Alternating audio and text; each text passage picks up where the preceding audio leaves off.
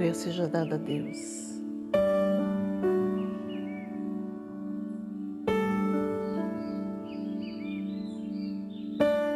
Eu não vi o mar se abrir, eu não vi o coxo andar, também não vi gigante cair, mas resolvi confiar. Eu não vi Jesus ressuscitar, também não vi o pão multiplicar, mas pela fé que o justo viverá.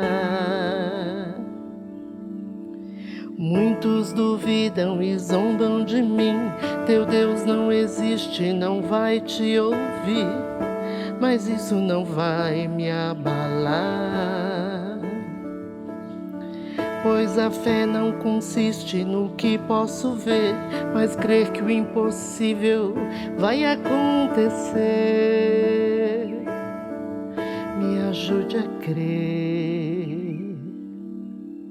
E se o mar não abrir e o faraó me alcança, eu não vou desistir, não vou duvidar.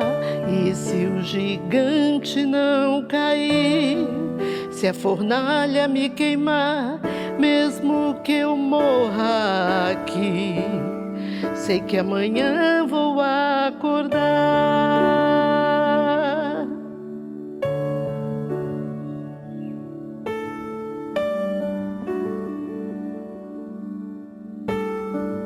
Aleluia. Eu não vi o mar se abrir, eu não vi o coxo andar, também não vi gigante cair, mas escolhi confiar. Eu não vi Jesus ressuscitar, também não vi o pão multiplicar, mas pela fé que o justo viverá.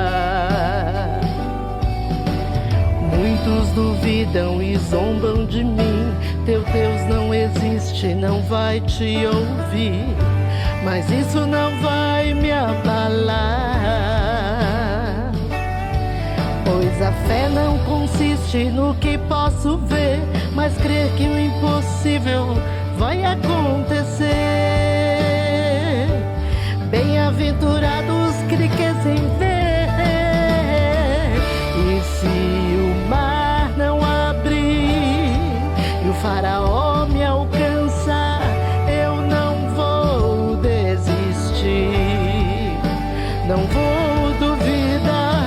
E se o gigante não cair, se a fornalha me queimar, mesmo que eu morra aqui, sei que amanhã vou acordar. Vem me ajudar a confiar. Eu não consigo, Senhor, prometo e minto, Senhor,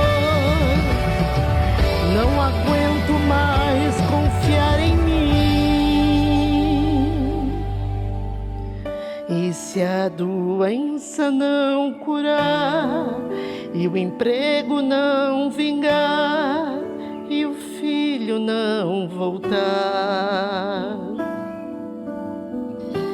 mesmo se meu barco naufragar, mesmo se a minha empresa afundar, mesmo que eu morra aqui, sei que amanhã vou acordar.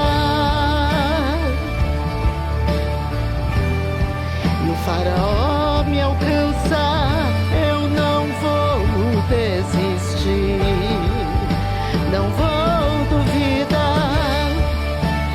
Gigante não cair, se a fornalha me queimar, mesmo que eu morra aqui, sei que amanhã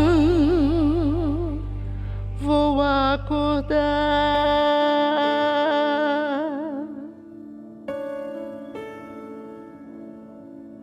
Aleluia. Glória seja dada a Deus.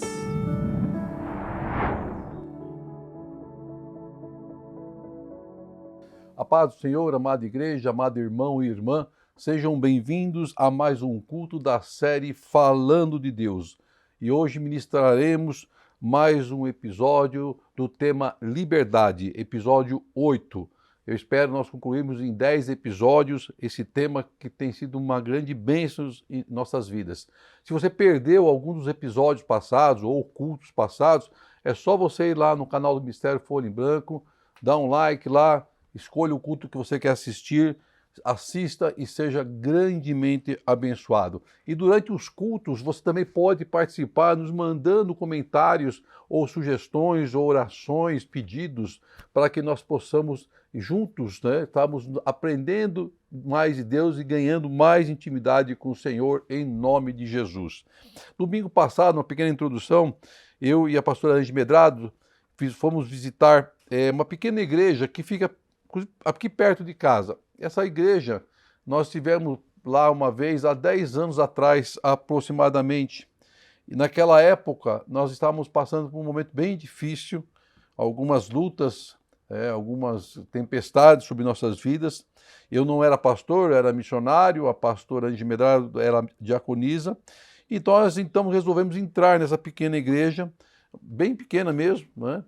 Tinha lá um irmão que estava tocando e o pastor, que ia pregar, acho que mais uns 2, 3 obreiros um em cada canto. Mas nós entramos naquele lugar com o objetivo de sentarmos no fundo, ouvirmos a palavra, levantarmos e ir embora. E quando então o pastor toma a palavra, lá do púlpito, ele olha para mim e ele diz assim, o seu lugar não é aí, é aqui no altar. Então ele me chama, me convida a ir lá na frente, para que tivesse a oportunidade de dar uma saudação, sem que ele me conhecesse, sem que ele soubesse do que eu estava passando, mas Deus sabia de todas as coisas. E ele, aquela atitude, da forma que ele foi usado por Deus, eu aprendi que o meu chamado era muito maior do que as lutas que eu estava passando. O meu chamado ministerial era muito maior do que as lutas que eu estava passando. E nesses últimos domingos, nesse último domingo também, eu estava de manhã, antes de levantar, e me veio à mente essa igreja, essa pequena igreja. Me veio à mente, o que ela representou há 10 anos atrás. E eu senti no coração o desejo de visitá-la novamente. Ela fica a 10 minutos aqui de casa. E eu e minha esposa, então, fomos ao culto do final da tarde. Fomos muito bem recebidos pelos obreiros que ali estavam. O pastor nos veio cumprimentar, mas não se lembrou de mim. Também é natural, são tantas pessoas. E quando ele tomou a palavra e nos apresentou como os visitantes, ele me chamou para uma saudação, porque quando ele preenche aquela fichinha de visitantes, eles perguntam se você é de alguma igreja, que é normal, qual é o seu cargo, etc. E foi quando eu contei, então, essa história, do que Deus fez, como Deus usou a vida daquele pastor, daqueles homens e mulheres de Deus naquele lugar, há 10 anos atrás, e do quão foi importante aquele momento que eu estive com eles. Eu agradeci a Deus pela vida do pastor Benedito, um grande abraço ao pastor Benedito, aos amados irmãos daquela igreja, Jesus é amor, e que Deus continue a derramar suas ricas bênçãos sobre essa congregação, sobre esses homens e mulheres corajosos de Deus, usando, capacitando cada vez mais para a grande obra do Senhor. Quão bom é Deus que usa os seus servos e servas para nos abençoar, para nos renovar as forças e nos ajudar na nossa grande caminhada. Foi um momento muito especial. E interessante que os louvores que eles cantaram me lembraram lá atrás, no passado, das igrejas bem simples que nós participávamos, onde o louvor da harpa era muito entoado.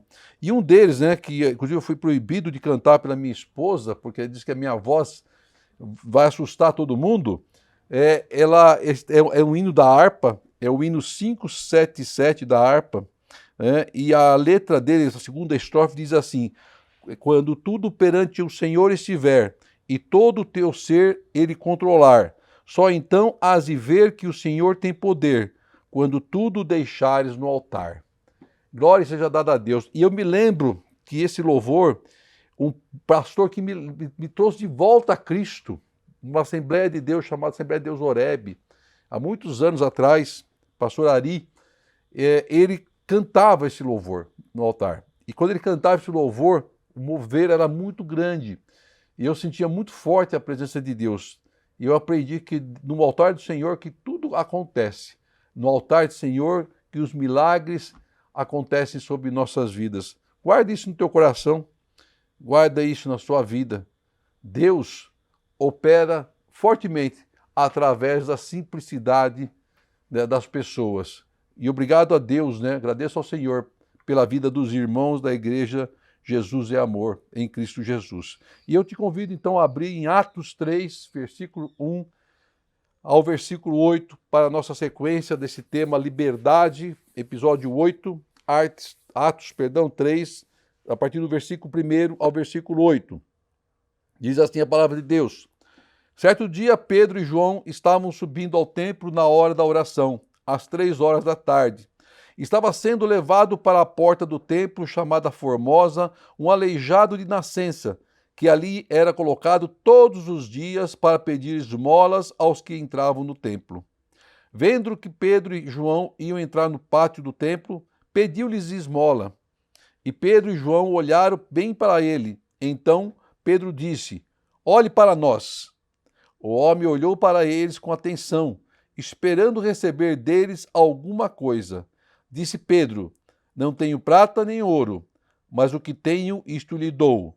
Em nome de Jesus Cristo, o Nazareno, ande. Segurando-o pela mão direita, ajudou a levantar-se, e imediatamente os pés e os tornozelos do homem ficaram firmes. E de um salto pôs-se em pé e começou a andar. Depois entrou com eles no pátio do templo, andando, saltando e louvando a Deus. Amém. Glória seja dada a Deus por essa palavra. Até o versículo 8, depois você, na sua casa, você leia o restante da passagem, que é uma passagem abençoada. Vamos buscar um entendimento através da palavra e do estudo de hoje sobre como vivermos intensamente os milagres de Deus. A palavra de Deus começa registrando que Pedro e João estavam indo para o templo orar, que era uma das marcas da igreja primitiva. A oração, a busca constante de Deus. A oração é o alimento do cristão. A oração é onde nós nos fortalecemos. É na oração que nós temos um canal direto com o Senhor. Há grande poder na oração e só vamos viver milagres através da oração. Só conseguimos conversar com Deus através da oração. Esse é o nosso canal para falar com o Criador, para falar com o Pai, para falar com Cristo. Por isso, Paulo e Silas, estou voltando a Paulo e Silas, né? Pedro e João, eles oravam ao Senhor e buscavam incessantemente ao Senhor para se fortalecerem. Aí no versículo 2 diz assim: estava sendo levado para a porta do templo chamado Formosa. Vou parênteses aqui. Vamos entender o que significa a parte do templo chamado Formosa. O que seria essa porta do templo, chamado Formosa. A porta Formosa era uma das portas do templo de Jerusalém, também conhecido como Templo de Herodes, e estava construída no meio de um grande pátio chamado Pátio dos Gentios. Ou seja, o templo de Jerusalém possuía várias portas de entrada e saída, e a porta Formosa era uma dessas portas, aonde aquele aleijado ficava e aonde os servos de Deus entraram. Muito bem, então aí diz o seguinte, que o aleijado de nascença, que ali era colocado todos os dias para pedir esmolas aos que entravam no templo. Então, todos os dias, aquele aleijado, por 40 anos, era colocado naquele lugar para pedir esmola. Nós não sabemos o nome desse homem, mas nós temos algumas informações importantes sobre ele. Ele era um homem que nunca teve a oportunidade de viver uma vida normal, porque ele era aleijado, ele era limitado fisicamente, ele era dependente de favores, ele era dependente de ajuda. Provavelmente ele podia estar sendo explorado devido à sua condição física. Ele não tinha sonhos, não tinha projetos, ele estava aprisionado em sua doença. Suas características descrevem esse homem e que muitos não dão nenhuma importância, nem ontem, nem hoje e nem será amanhã, porque nós nos acostumamos com cenas e situações terríveis que infelizmente nos afetam totalmente. Perdemos a sensibilidade. Passamos a ver como algo normal acontecendo em nossas vidas. Se você observar nas guerras que acontecem, as pessoas que passam por guerras, as pessoas que lutam em guerras, elas começam a viver aquilo de uma forma tão cotidiana que passa a ser normal na vida delas ver pessoas caídas, pessoas mortas. Não dão mais nenhuma importância, porque aquilo passa a ser uma rotina. E o mesmo acontecia com esse aleijado, como se ele fosse apenas um símbolo naquele lugar, na entrada daquele templo. Aí o versículo 3 diz que, vendo que Pedro e João iam entrar no pátio do templo, pediu-lhe esmolas. Era normal, ele estava lá todo dia, fazendo isso todo dia, a todos que ali passavam. Então, com certeza, o paralítico não sabia quem era Pedro e João, e o que estavam eles fazendo ao entrar naquele templo, ou qual seria a profissão deles, e qual seria a atividade deles. Mas ele abordou, como ele abordava a todos que ali passavam. E Pedro e João seriam mais dois, entre centenas e milhares que passavam todos os dias por aquelas portas, por aquele templo. Quem sabe, mais um que poderia lhe dar algumas moedas. Ou, quem sabe, alguém que se importasse com a sua situação. Afinal, desde nascença, estava naquela porta do templo a pedir esmola. Sua presença não fazia mais nenhum tipo de diferença naquele lugar para muitas pessoas que ali passavam. Seriam alguém já conhecido, que estava todos os dias, sem uma importância significativa. E, infelizmente, o mundo se acostuma com esses problemas, com os problemas dos outros, e não se importa mais. Não faz mais nenhuma diferença. Mas aí o versículo 4 diz assim, que Pedro e João olharam para ele. Olharam para ele. Então Pedro diz para ele, olhe para nós. Você já parou para tentar entender o significado dessa frase, desse versículo? Olhe para nós. Esse versículo nos traz um ensinamento muitíssimo importante e eu quero que você preste atenção. E se você tiver dúvida, faça um comentário no chat do culto. Mande para nós uma pergunta que nós vamos te responder. Diz assim que esse versículo quer dizer, para nossas vidas, que nós somos representantes de Cristo. Nós representamos a Cristo.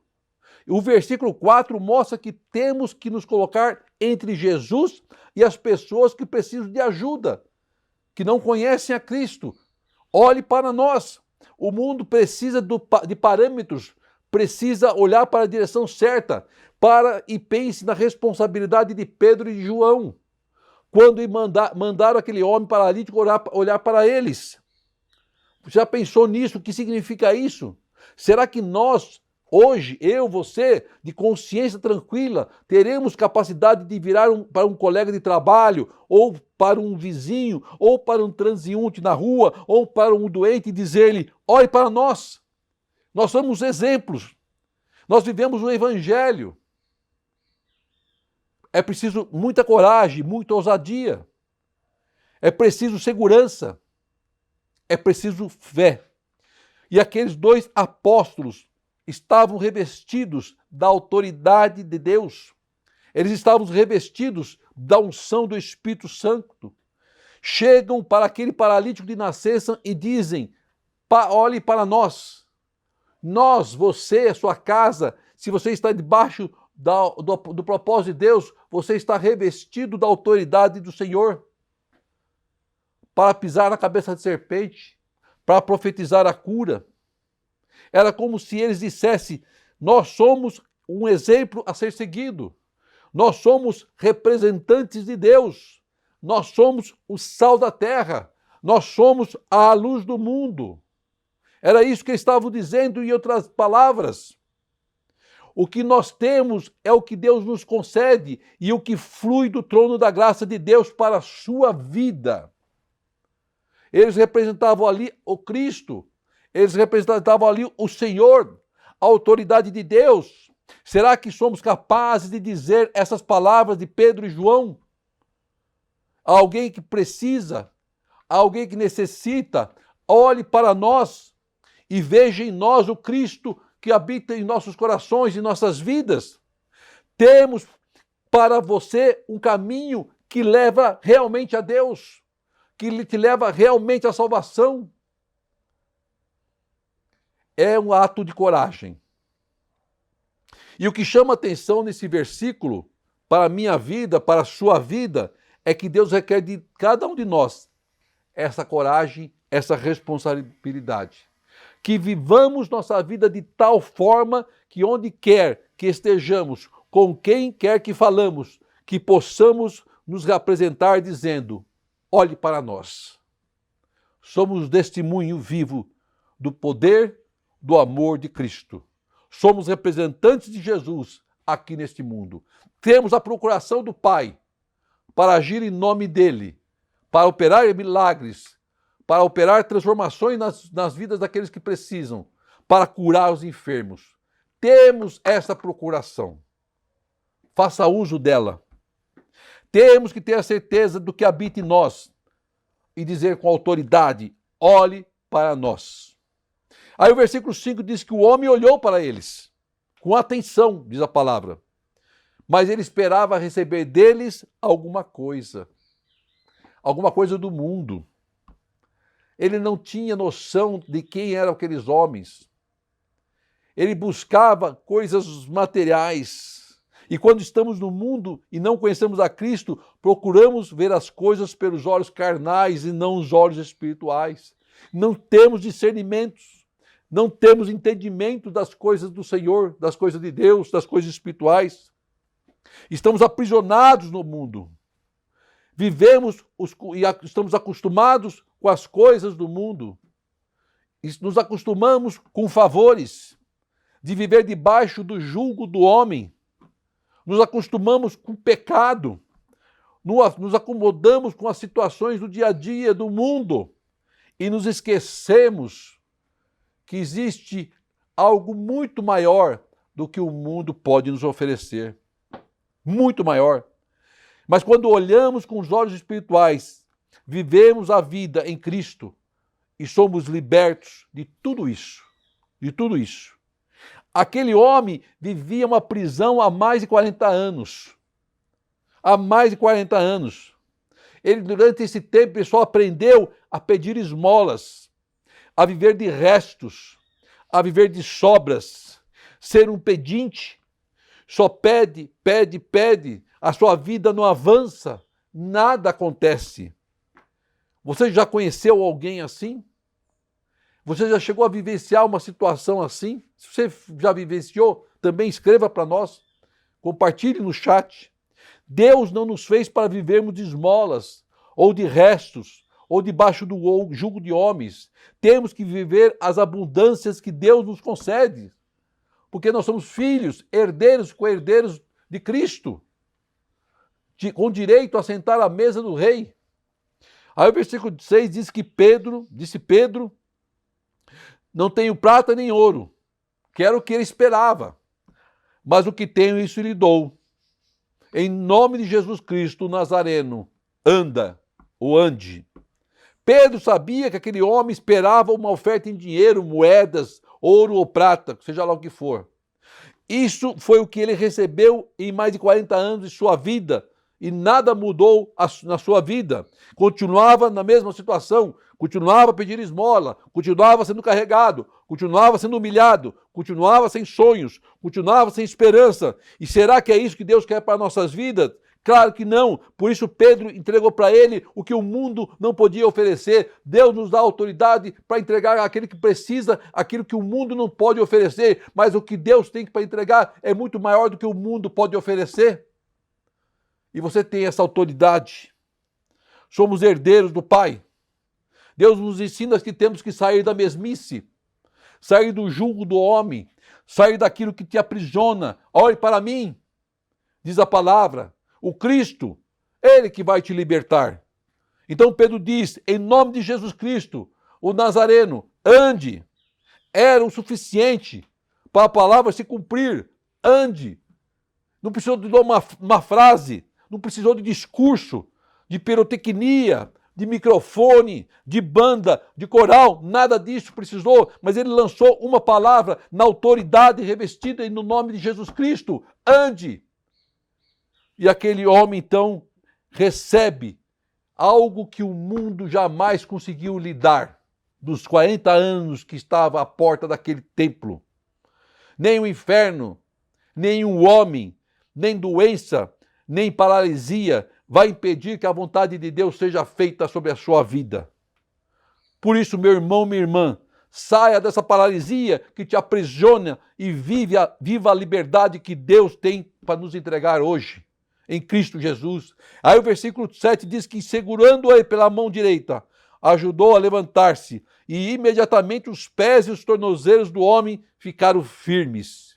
Foram tantos anos de aprisionamento que aquele paralítico era incapaz de tomar posse de sua bênção.